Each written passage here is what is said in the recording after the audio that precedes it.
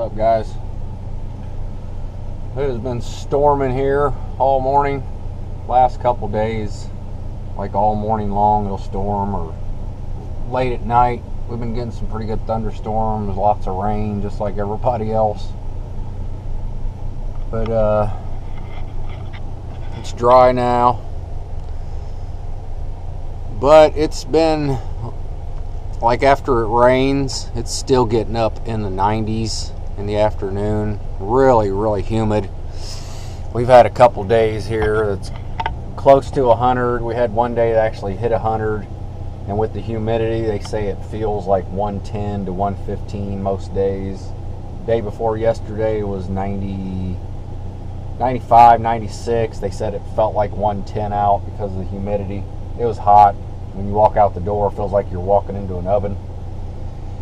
But I'm going to do a little project. I keep seeing this stuff in all the vans and stuff like that. It's just the reflective insulation. I bought a roll of it, 4 foot by 25 foot. It was like $40, something like that at Lowe's. So yeah, I got this piece about ready to go. I just got to get that front angle cut.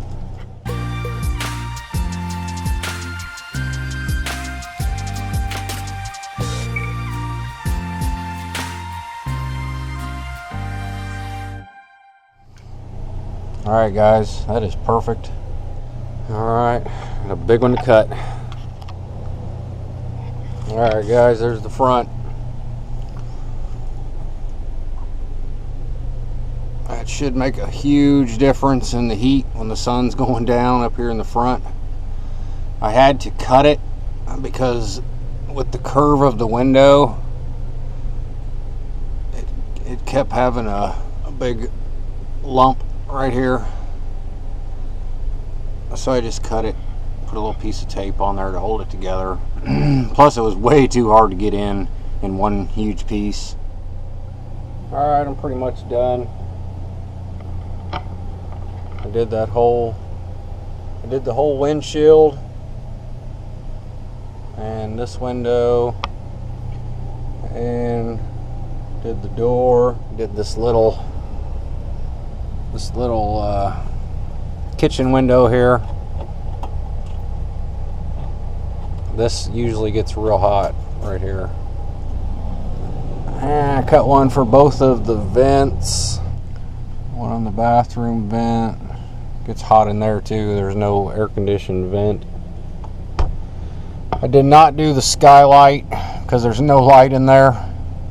And I think if I put one on there, it's going to be really dark back here. I don't know, I might end up doing it. I mean, I'd probably just pull it out when I'm going to shower and need some light. But I mean, without a light on, it's going to get pretty dark in here now. We only get the sun on this side, on the driver's side.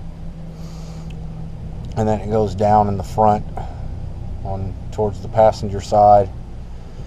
So I went ahead and did this window, and I did that window in the back. Should make a pretty big difference. I don't know, we'll see. It's already, I think it's 85 degrees out now. They're saying 93 for a high today. It's going on 1. We'll see how it feels here in a little while when it's actually in the 90s. It's got to make a little bit of a difference. I need to do this window too, but this side of the string came out, so it doesn't work.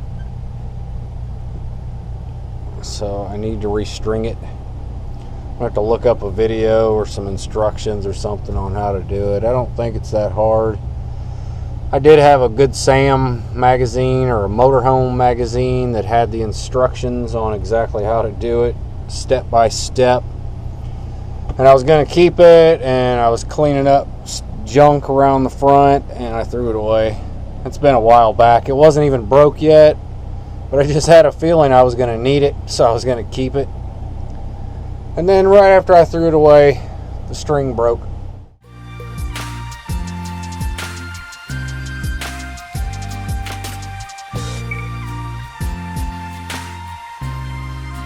So as some of you know that live in your RV or van or whatever, You would think it would be easier to keep clean than a big house, but it's really not. I mean, it is, but it isn't.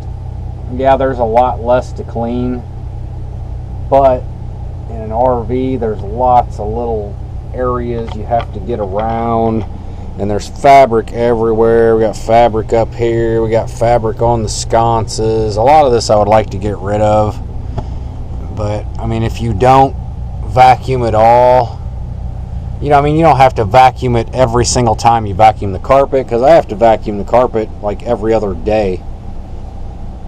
If I go more than about 2 or 3 days, it starts looking really bad, mostly with just grass clippings and stuff that we track in. But yeah, it is not easier to keep an RV clean. I mean, there is a lot to keep clean, and when you live in it, it collects dust really fast. I mean, I dust this at least once a week, and that's not much, but still, you have to do it. What I usually do, instead of trying to dust and clean the whole thing every day, what I usually do, I try to kind of break it down. The bad things like the carpet that I have to vacuum every other day or so, I do that, and then whenever I vacuum, I'll clean like one area of the RV. So within about a week or so, the whole thing gets cleaned from front to back. You know, like the one day when I vacuum, I'll clean like the dash and around the front, you know, all up here. Sometimes I'll make it into here a little bit and dust some shelves, and I use like disinfectant wipes on the handles and stuff, and all the light switches, things that we touch a lot, the remotes. And then the next day, I'll do or the next time I vacuum, I'll do like the kitchen area. I'll take everything off the table and wipe it down. I'll vacuum the cushions on here and the fabrics in here, and clean the countertop. Yeah, I've got a bowl to clean from my cereal this morning. It's big because I like cereal.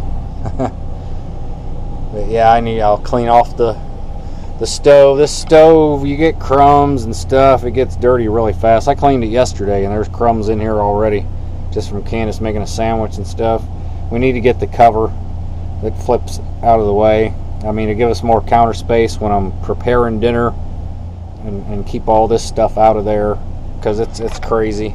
But we really don't have any counter space at all. There's none, literally none. 2 inches.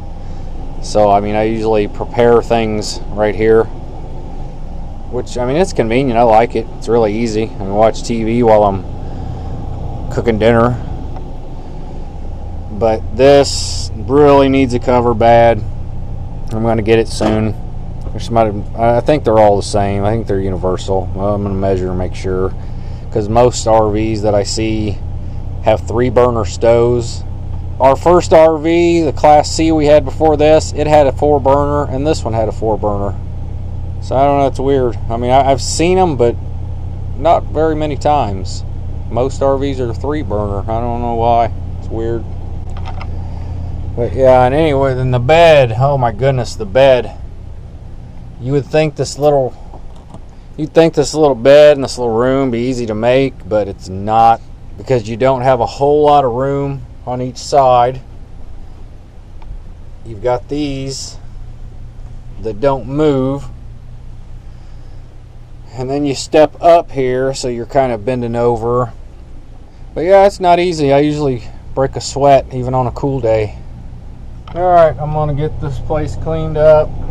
We got a pretty good roll left. I'm not sure what I still need to do that window, but there'll still be some left. That was a 25-foot roll, so it did quite a bit for $40. So it should definitely be worth it. We'll see. Alright, we'll see you guys next time. See you on the road.